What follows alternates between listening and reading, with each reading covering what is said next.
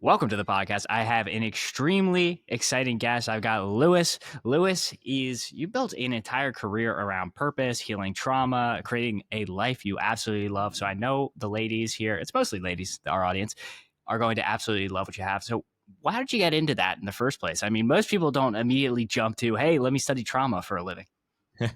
Love it, brother. Well, I appreciate you having me, firstly, and most of my audience is ladies too. So, because I use the term trauma, kind of repels a lot of dudes. But we ran an event on the weekend, and we had more dudes in the room. So we are starting to attract some more guys, even though half of them are dragged by their partner to come to my events. But man, I love it. I guess to jump straight into it. So, I believe your purpose is an expression of your greatest core wound, and pain, purpose, wounds, wisdom. So you become who you needed when you're at your lowest. So for me, when I was younger, I got diagnosed with Asperger's, autism, ADHD, anxiety, and I had a lot of mental and emotional trauma growing up. My brother and dad would fight each other physically, mentally, emotionally. Mum and dad would yell at each other. There was a lot of unsafety in my upbringing. And with someone who's quite autistic and Asperger's and ADHD, like my nervous system was just so dysregulated and very emotional. So those were the core wounds, quote, the seeds that were planted in childhood for me. I didn't figure that out or get clear on that later on because I ended up becoming this insecure overachiever where I learned that if I achieve, I get love from dad and from the world around me. So I want to achieve things to be worthy, but I'm also very insecure under the surface. So that was a good little mixture put together. And I just ended up chasing all these goals to be enough, to be worthy, to be loved, to get validation. And I opened 3 gyms when I was 22, 23. I built a 6-figure network marketing business when I was 19. I got flown around the country to speak on stages. That was before the gyms, and we transitioned into the gyms, built the gyms up. But I was, again, just chasing this mirage. I'll be happy when, I'll be happy when, I'll be happy when, I'll be happy when, and you never arrive there. Hit a breaking point. I share that story quite detailed in my book. Like, got a phone call, broke down, started crying, wanted to take my own life, didn't want to be there. I just wanted it to all end.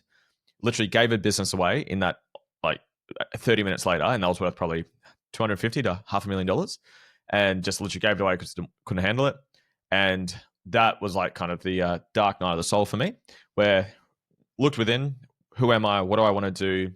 What am I doing this all for? I'd done a ton of self-development at the time, but not the real deep emotional integration stuff, kind of like the surface-y area, like motivational stuff, like go chase your goals, be motivated, those type of things, and more businessy tactics rather than like purpose, core wounds, trauma, integration stuff. And then I get onto that, and it obviously just blew my mind. Absolutely loved it.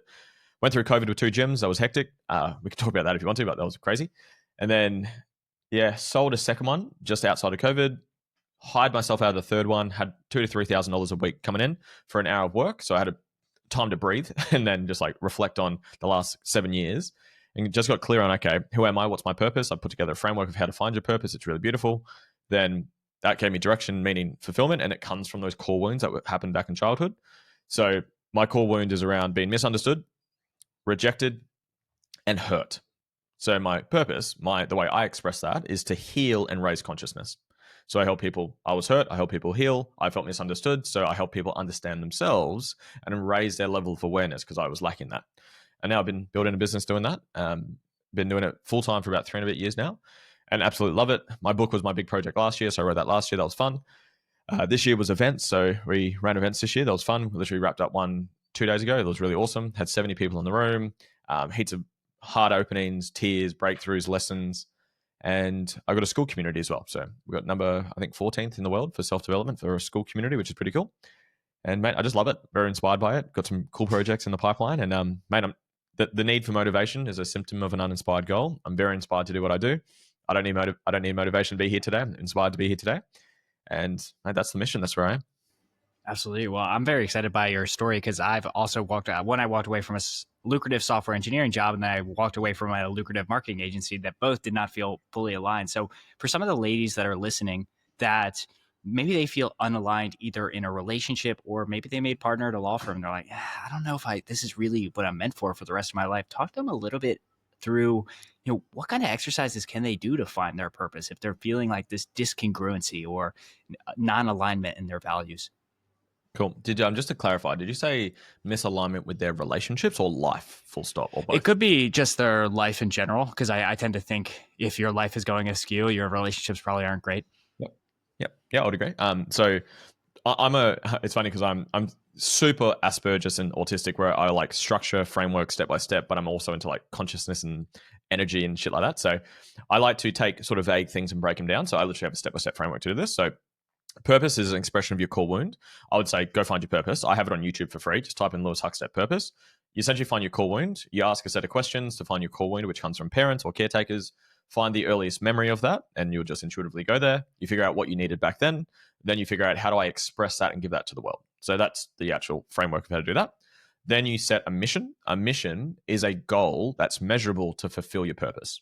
Now, it doesn't have to be you have to build a big business. Don't get caught up on that. It could be just to raise a healthy family that you never had, to be the parents you never had, stuff like that. Then we do vision. So I do values, and from the values factor, Dr. John D. Martini's version of values. Values are areas of life that fulfill you. People think values are things like freedom, honesty, loyalty, integrity, control. That is bullshit. And I've debated many people over this so far. It's quite funny. I'll use the example for listeners. So I say, who here thinks they value freedom? I did this on the weekend. So put your hand up if you think you value freedom. I say, great, awesome. I'm going to. Thank you for playing along, Jax. So I'd say, okay, I'll actually use an example. So you just put your hand up. I just Yep. said, for the audience as well, for you, Jackson. Is it Jackson or Jax? What do you prefer? Jax. Yeah, cool. So I'd say, okay, I'm going to pretend I transfer you $1 billion US into your bank account right now. Instant time and financial freedom is achieved. Would you spend the rest of your life watching Netflix and doing nothing else? Yes or no? No, absolutely not. Yep. And every single person says no. I said, well, I thought you just wanted freedom. I thought you valued freedom. You've got freedom, but now you don't want to do the thing that I proposed to you that gave you freedom. But then I'd say, what would you do? Whatever your answers are, if you value travel and experiences, you go travel the fucking world first class. If you value relationships, you'd spend more time with your partner, take them on dates, buy them nice things. If you value learning, which I'm sure you do with your work, you'd get some mentors, join a mastermind, read some books, do some self-development. If you valued the environment, you might do some conservation work. You might buy a farm and buy some organic things or whatever. If you value image or beauty, you might buy a nice car, buy a nice house, buy some nice clothes, get the hair done, get some cosmetic work done. Whatever you value, they're areas of life that fulfill you. That's what's meaningful to someone. My highest value is coaching. I do a lot of coaching. My second is learning. Third is relationships. Fourth is wealth, then business, then games. So I love all of those things. So the measurement stick for people playing along is if you can't put it into your calendar, it's not a value. If I said, Jax, go fill your calendar with freedom and go do freedom, it sounds weird.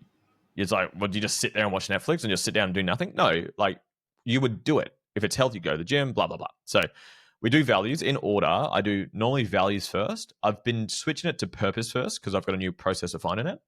But generally, like we're running at our 3-day event in my school community, we do it in this order. We do values first, areas of life that fulfill you. Then we do purpose. Then we do mission and vision. So mission comes from purpose. So purpose is the fluffy northern star that fulfills you. Then we get a measurable goal. That gives us something tactical to move towards over the next 5 to 10 years. And it's a mountain without a top. You just add a zero on and keep going when you get there. Then we use your values to create your vision. So your vision is what your life looks like once you hit the mission. So I snap my fingers. My mission is to coach 10 million people to have a fulfilling life. So say I snap my fingers and I've done that. I've achieved that. What does my life look like? And we use your values to do that.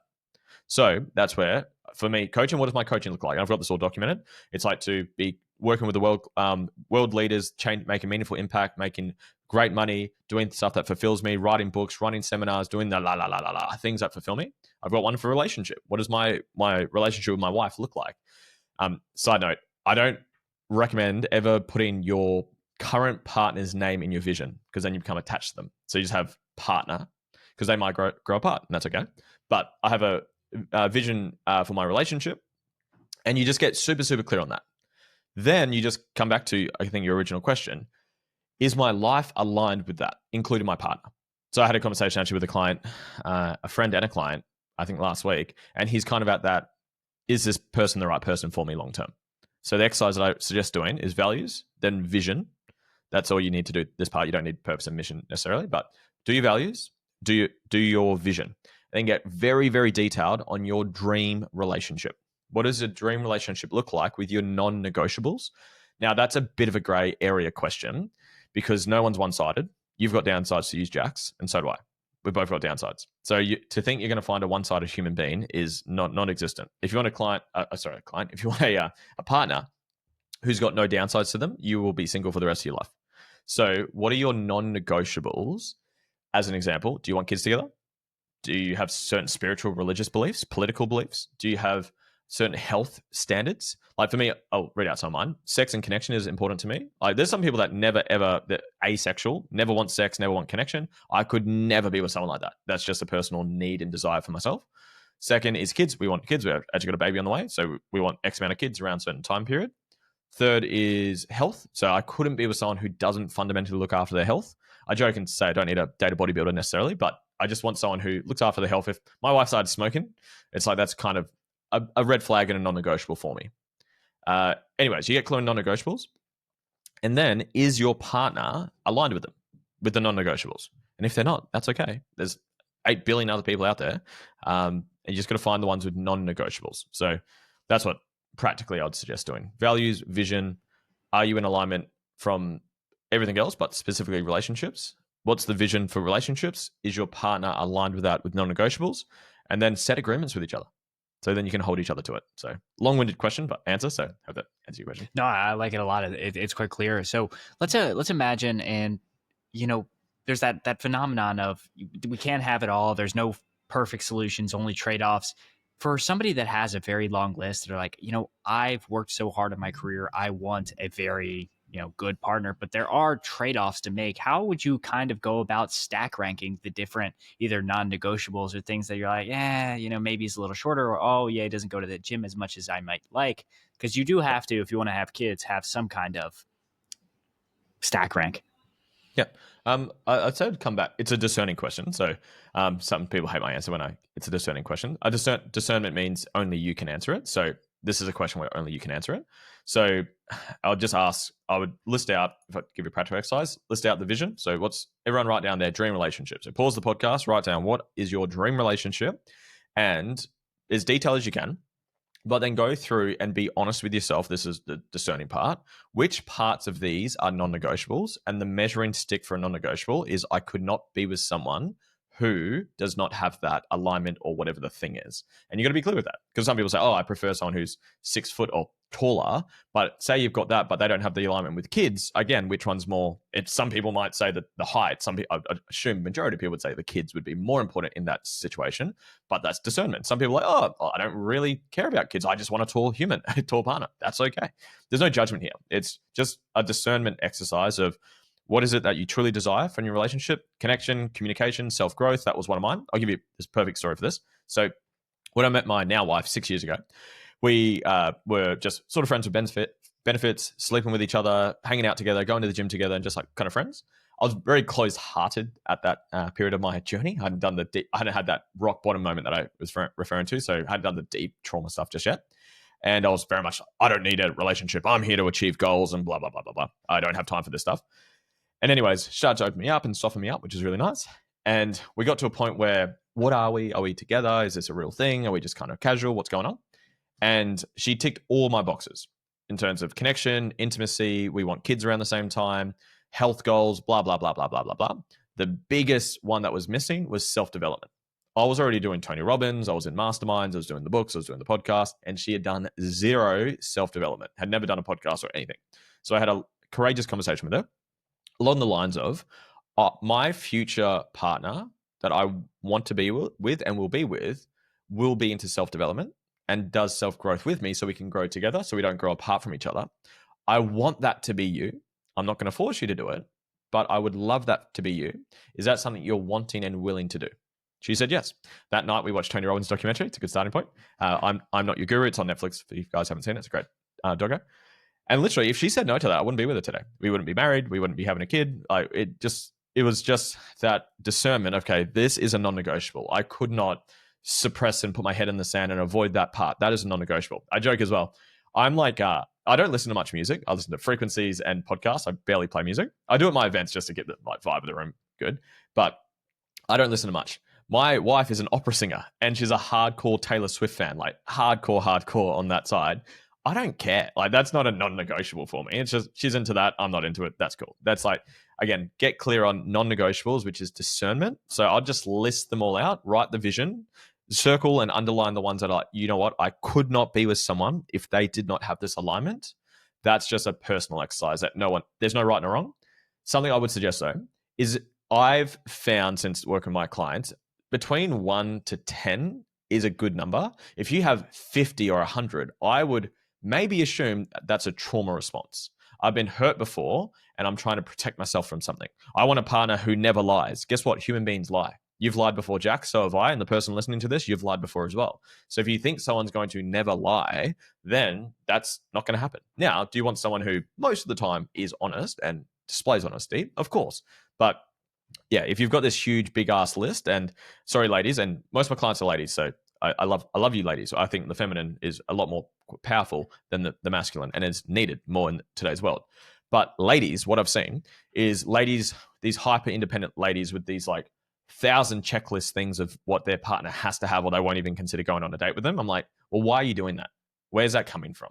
Like, what's the reason behind that? And if you follow those questions, you probably come to trauma. And then we want to clean that up. And then that thing would probably go away. So again, don't know if that gave you a bit of clarity, but No, that's great. And I would love to get tactically into some of the trauma, because I get about 1,000 comments a day, and some people are just absolutely giving up on dating. It actually really saddens me when I see, how much hurt there is out in the dating market. So let's talk a little bit about, like, one, how people can identify their trauma, and then how they can go about kind of rectifying, because there's so many modalities, from NLP to hypnosis to somatic. You're talking about language, brother. This is my favorite conversation. So I will try not to speak too quickly because I get like really excited about this conversation. So firstly, I've got a 52-minute training on my YouTube, just like breaking it down because it is a big conversation. So first and foremost, there's 5 bodies to heal through. You just actually listed some of them, which is fantastic. So there's 5 bodies or planes to address in inner work, to call it inner work. There's the mental body. There's the emotional body. There's the physical body, which is somatics, which you just said. There's the spiritual body, and there's the energetic body. So there's 5 bodies to, quote, address or work on or heal on your healing journey. I like Bruce Lee. He says there's no ultimate martial art, only the ultimate martial artist who knows every martial art and uses the right one at the right time to get the right result. So there's no like ultimate body or tool to use to heal. I do believe some are certainly more effective than others. I'm not going to lie about that. So within each body, there's different tools. So like you mentioned some of them: NLP, timeline therapy, hypnotherapy, DeMartini, talk therapy, CBT, EMDR, EFT, psychedelics, plant medicines, ayahuascas, meditation, sound healing, Reiki healing, shadow work, inner child healing. Like the list goes on. I think I've got in my book, I think I've got like 50 listed out. I ran the event on the weekend, and I show them the slides and we go through this exact conversation. And what did she say? Pandora lamp. I'm like, she's like, have you heard of that one? I'm like, I've never heard of that one. And so I haven't searched after this week. But it's like these things I've never heard of before. And there's so many cool things out there. So that's kind of overall of inner healing. I'm going to now focus on trauma. So trauma is my specific favorite conversation within inner healing, because we could talk about beliefs, which is very NLP. Tony Robbins does it. Peter Crone does a lot of it. And it's like removing those limiting beliefs that I'm not enough, I'm too much, I'm not loved, no, I'm not worthy, the world is scary. I do a lot of NLP. I've done 9 certifications in different techniques and modalities out there: breathwork, NLP, timeline therapy, hypnotherapy, DeMartini, holographics. I've done a nervous system and trauma certification, and I've done a NLC, which is neuro-linguistic coaching, another version of NLP. It's just kind of a cousin of NLP, to be honest. But I am going to mainly talk about trauma. So trauma is this specific conversation. We're not talking suppressed emotions. We're not talking beliefs. We're not talking somatic stuff. I'm going to talk about mental and emotional trauma for this specific example. So my definition of trauma is a moment of overwhelm or underwhelm. So something was overwhelming, too much, or underwhelming, not enough. And in that moment, you fragment or split your awareness. So you become conscious of the upsides and you become unconscious of the downsides. That's what trauma is. In the DeMartini world, you create a lopsided perception. So I'm a DeMartini facilitator. Love John DeMartini's work. His books are behind me. But I think mentally speaking, trauma is a lopsided perception. And I'll do an exercise soon. Actually, I'll do it now for the audience. I'll do the exercise now. And then when I keep teaching this, I'll click it all in for you guys as we go through. Jax, would you like to answer some questions for me to be the guinea pig? Absolutely. Let's do it. So, firstly, Jax, don't judge your answers. And for the guys listening, don't judge your answers either. I love my dad. I love my mum. I can still answer these questions. Okay. Some people get like really, oh, I feel bad Mm-hmm. answering these questions. Don't judge your answers. You're a human. I love my dad. I love my mum. I can still answer it. So, Jax, think of dad, whoever played that role for you. And it Yep. could be a caretaker for the guys listening. In a one word answer, it's going to be a trait, a behavior, or a part of him. In a one word answer, what's the one thing you dislike most about dad? Oh, dislike him the most. I would say he's closed-minded to certain ideas. That's Awesome. not a Say one-word close. answer, but Yeah, you can use closed. Closed can be the trait, or it could be other things like victim or dismissive or maybe arrogant or maybe something like that. Is there any I words that come up? would say closed, maybe dismissive of new ideas. Dismissive. Fantastic. And I like to actually get three answers. So you gave me closed, dismissive. One more. What's one more thing that you dislike most about him? He's slow, not mentally. He's just physically doesn't move fast. Beautiful.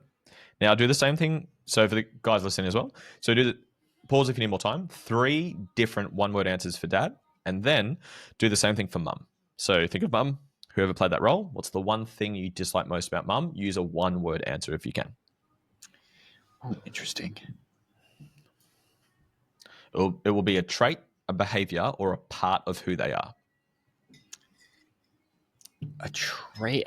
Maybe she's a bit controlling. Controlling? Fantastic. I really only have great things to say about her, but let me think. You have to answer. Controlling. And a good lesson as you Yeah. think as well. When most people will pedestal one parent and pit the other parent. So I pitted dad and pedestaled mum, and then I started to heal dad, and then you start to do the inverse, and then mum starts to piss you off, and then you start to love both. I'm definitely on the pedestal of my mom. I'd say, probably controlling. Be a bit uptight at times. Say uptight in one word. Uptight. Oh, I'm struggling to come up with a third here. That's okay. We'll do that. And if you think of any that come through, just let me know. I'll throw it into the mix. So, guys listening to the podcast, pause it because now everything else I say right now will make more sense to you. So, trauma is a moment of overwhelm or underwhelm. So, there'll be moments in your life where dad was close. I'll just use the words full stop. Mm-hmm. There'll be a moment in your life where these words were too much for you or not enough for you. So, controlling, uptight, slow, dismissive, and closed. So, you have, quote, a lopsided perception towards these things. This is trauma. Now, that's the mental answer. The emotional answer for the emotional body of trauma, it's an unclosed loop of an emotional response. So often something happens. I play the video. It's on YouTube. If you type in impala escapes death, there's this impala that gets captured by a cheetah or leopard or something, and it goes into a freeze response, and then it's like frozen, but then the cheetah goes away or the leopard goes away. Then the cheetah stands up, the impala stands up, and it just starts shaking and discharging and shakes out all this survival energy. But humans don't do that. And then eventually it runs off and it's back to normal. But humans don't do that. We suppress our emotions. Something's too much. We feel anxious, scared, overwhelmed, shame. We're not safe to feel it, or it's not socially appropriate to feel it properly. So we suppress it into our nervous system. My strongest bodies is, in terms of healing, is mental and emotional. I'm not a shaman, don't plan to be one. I'm not an energy healer as much, and I'm not a somatic healer as much. I do a tiny bit of somatics, but very little. Mental and emotional, though, I'm very good at.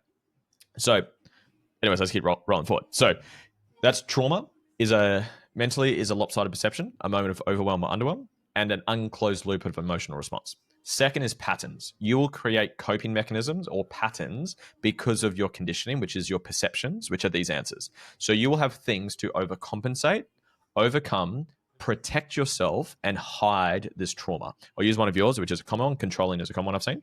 So you try to not be seen as a controlling person. You try to be seen as the opposite. What's the opposite word to controlling, Jax? In your world. And everyone's got unique words for things, so just pick your own unique one. I guess free-flowing. Flowing. So you try to be seen as a flowing guy, right? Just go with the flow, right? And allow people to flow. Yeah, awesome. Perfect. Well done. So you try to be seen as the opposite, and you try to protect yourself from experiencing this again. This is coming back to that conversation about relationships. So you'll try to protect yourself from being controlled in relationships or life full stop. But relationships are the closest mirrors to us, right? That's why I like your work, and I can see we've got a lot of alignment with our work. So that's where, and then third is a trigger. Something reminds you or mirrors the trauma, and you get triggered into a pattern. So when someone does control you, or you feel controlled, or you see someone being controlling, you will judge them or get triggered by it. It's a projection or it's a trigger. It's the same thing. So I call it a mirror moment. And that's how we find our trauma. So then you find it. The gift of a trigger reveals where you get to heal. So then you do be conscious of the trigger, find the wound or perception underneath it. Then we do a process on it. My balancing process is what I use for that. Then we would balance your perception towards it, and then those triggers go away. So that's trauma kind of healing in a nutshell. And the best way you'll find your trauma is to ask questions like I'm asking right now. What do you judge about others? What do you judge about parents? Are awesome to start with because they're your like core wounders down from early ages. But what do you dislike about people? What do you judge people for? What do you judge yourself for? What do you get triggered by and judge others for? Underneath those resistance, this is like my favorite quote that like encapsulates my work. To the degree you resist reality is the degree that you suffer. So outside of real survival, we have fight or flight. We humans, fight or flight is a thing for human beings. So Peter Crone says it really well. If it's not life threatening, it's just ego threatening. So outside of real survival, so you're not actually in danger, any resistance, judgment, negative emotions, resistance energy, tension is a projection of you. Your perception is a projection. So when you can find that resistance, zoom into it with the right awareness and tools, find what's causing the resistance, address that, the resistance goes away. Does that make sense?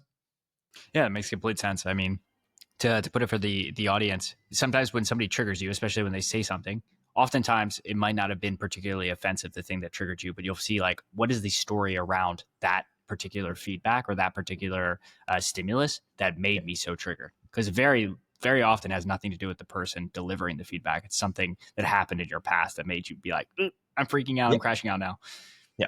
And the way you said that, that would be more so beliefs. What's the story? What's the thought underneath it? So the best way to find your root causes to resistance, which will either be a conflicting or limiting belief, back to beliefs now, or it's going to be a perception, which is trauma, is wait till you have resistance, zoom into that moment. So I get people, close your eyes, go back to that moment where you got triggered, get present in that moment, and then I'll just ask a series of questions to figure out, is it a perception, like rejection, abandonment, controlling, closed, dismissive, like the words we came up with? If it's like, they weren't really doing anything like that, nothing's coming up for me, great. What were you telling yourself in that moment? Oh, I'm not enough. No one loves me. I'm going to get abandoned. I'm rejected. I'm unworthy, blah, blah, blah, blah, blah, blah, blah. So you just got to figure out what's causing my resistance right now. Zoom in, be curious, not furious. Figure out what it is. You'll get better at that the more you do work, the more you integrate and heal your stuff. You'll get really good at it. Like, rejection, abandonment, dismissive, controlling. There's 4,628 traits that human beings have within them.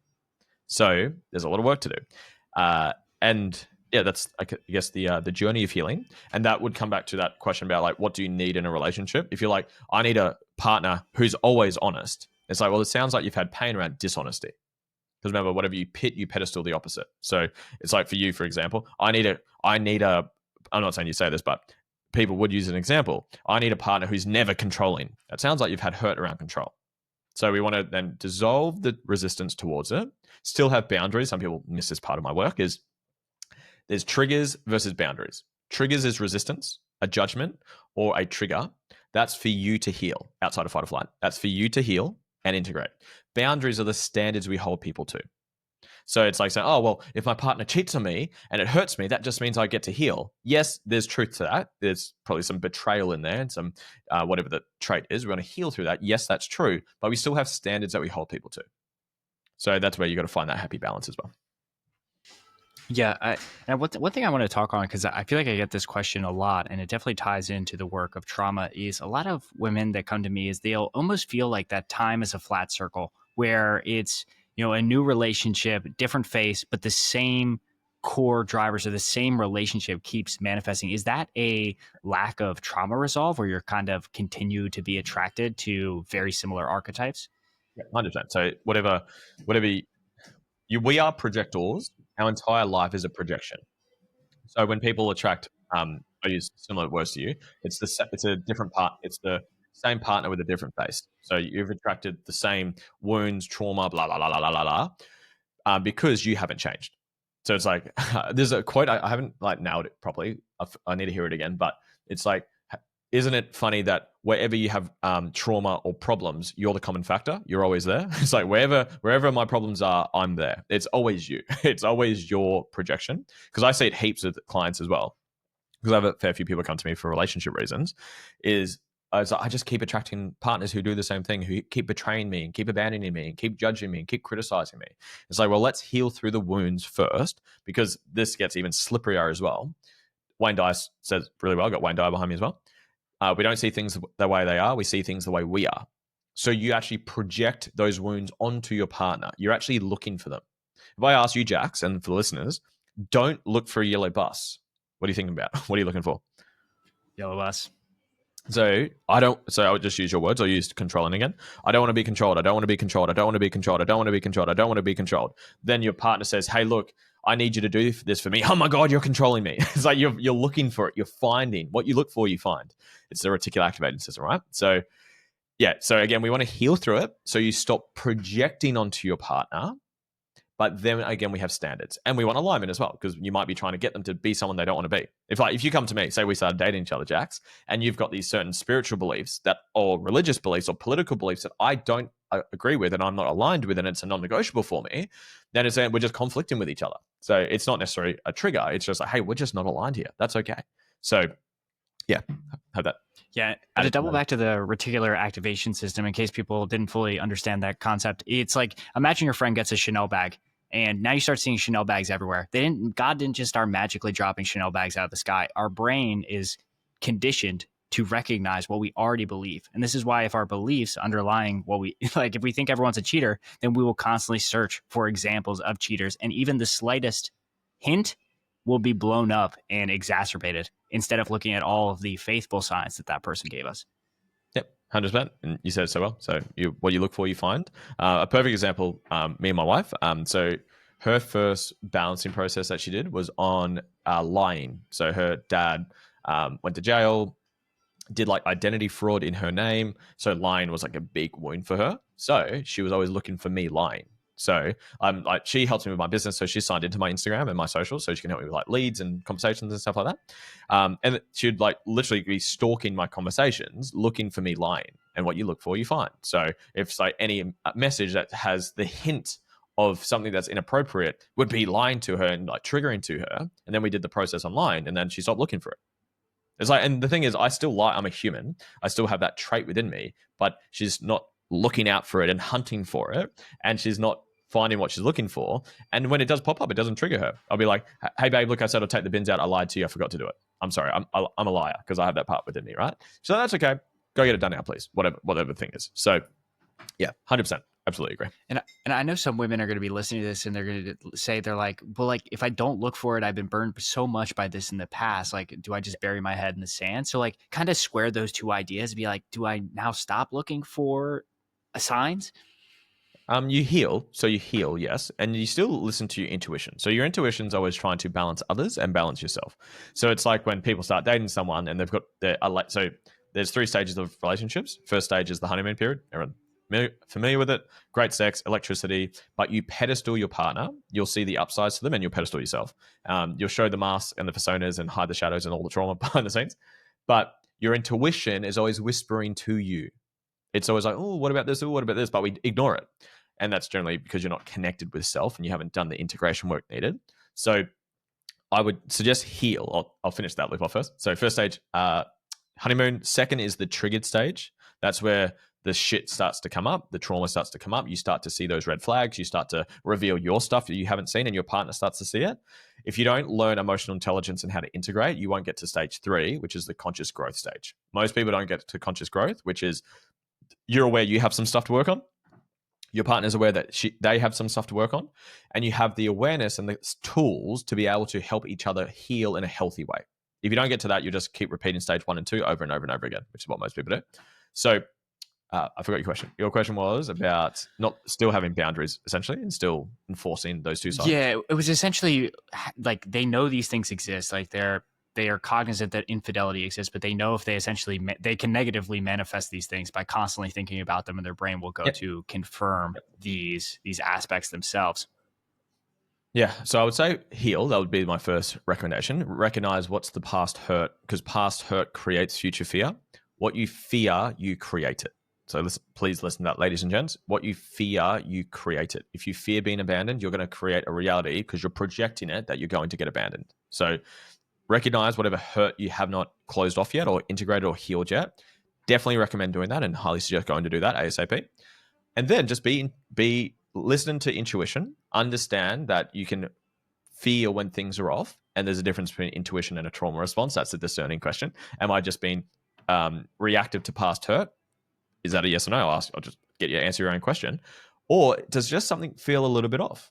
And that's where, again, I think the feminine is more powerful with their intuition. That's where I think the feminine aspect of tuning into something feels a little bit off. Let me tune into this. But you're tuning into it with love. It's not like, okay, you've been lying to me. I'm going to find where you've been lying to me. It's like, hey, my love, I just want to speak into something. Something feels a little bit off right now. I just want to speak into it. It might be nothing at all, but I just want to bring it to the surface. And then if you feel them deflecting and getting out of it, it's like, maybe there is something there. And then we tune into it. So it's more like the way in which you do it. What's the fuel source is a common question I'll ask.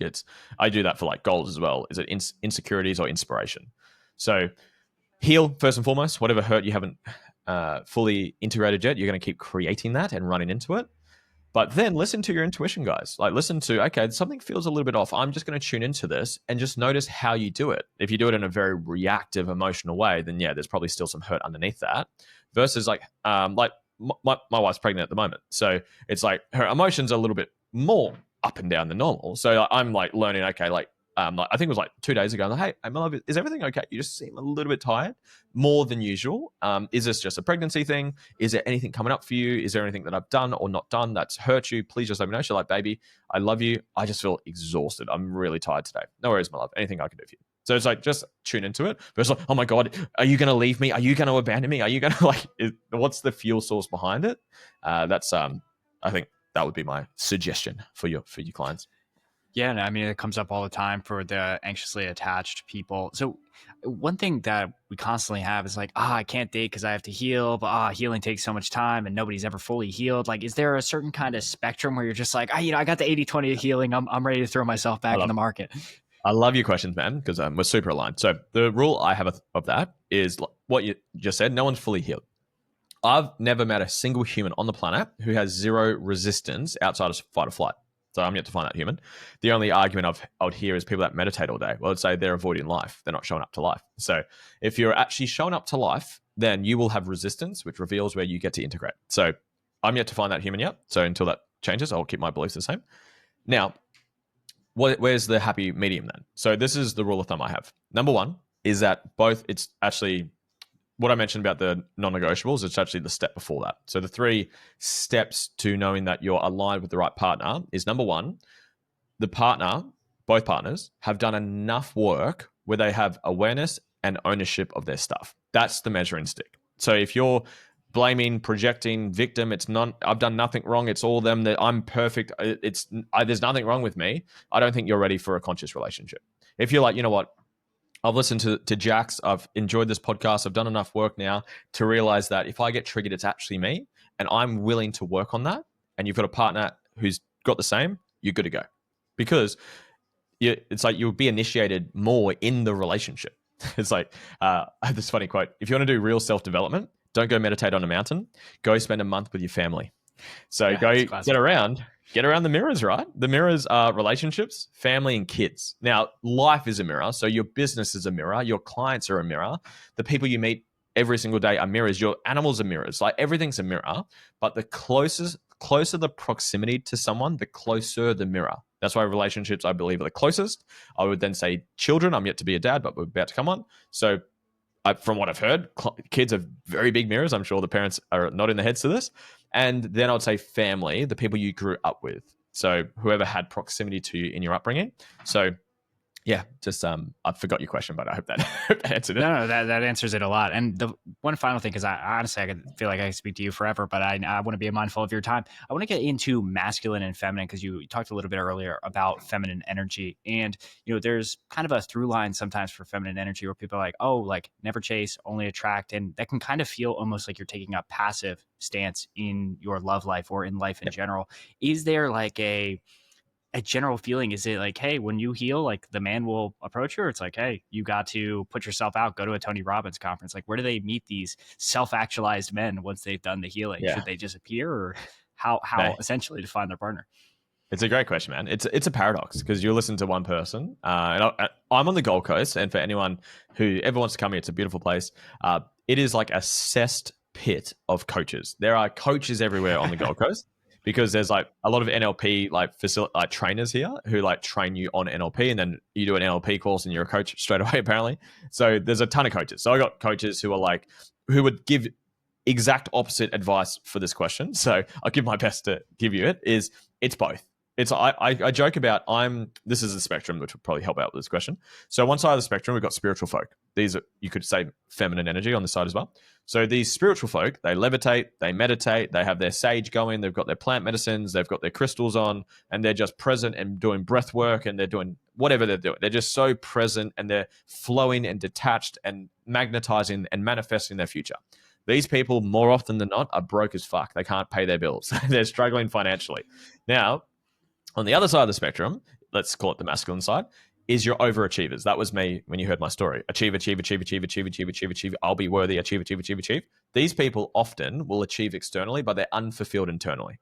So I believe in blending those worlds together because you can't pay your landlord with gratitude for the spiritual folk, and nothing externally will make you fulfilled internally. So that's where I like to blend them. So it's kind of, for me, it's going to be a bit of a blended answer. Yes, work on yourself. Have that magnetic, beautiful, magnetizing feminine energy because it's very attractive to a masculine, as you know, brother. Like when you meet someone who's like a woman who's so in touch with herself and she's so connected to her heart and her body and her who she is as a woman, it's fucking magnetizing. It's very attractive.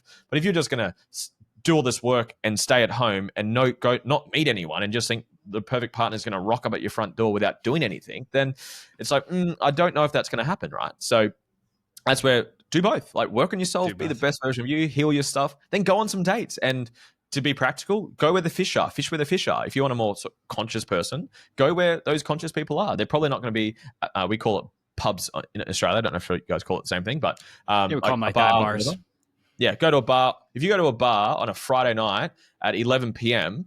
looking for your dream partner who's into growth and consciousness, it's probably the wrong place. I probably wouldn't go fishing there personally. Nah. I'd probably go to a yoga retreat. I'd probably go to a seminar. I'd probably go to a self-development workshop. I'll join communities where the people that you probably have alignment with are going to be. So again, it's a bit of a blended answer. I joke, and Alex Samosi, are you familiar with his work? Yeah, of course, in the agency space. I'm a huge fan. Like, I've got his books behind me. I bought his Upsell. I'm like, and because I own gyms, I was in the gym chapter when he was in the gym chapter. So I've like followed him for a very long time now. And I joke and say I'm Alex Hormozi and a Buddha put together because he is like, screw your feelings. He's like, fuck your trauma, fuck your. Layla Hormozi, his partner says it. Says, fuck your mood, follow the plan. I'm like, yes, to a degree, sometimes business does not care how you feel. Take action. I agree with that. But what if we're burnt out? What if we're insecure? What if we're suicidal? What if we're out? Like, what about this stuff? So again, I like to do both. So yeah, bit of a blended answer. Work on yourself, Nah, heal, become all that stuff, but take some action too.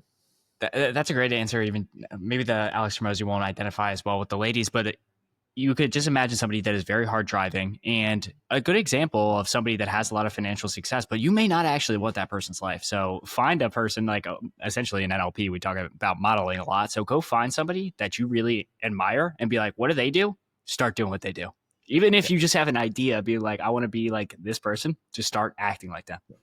yeah, love it, brother. Love it, love it. Now, I know I got you over time here. So call out a little bit about your events, where people can find you online. I know you shouted out some resources. I'll put them down in the description.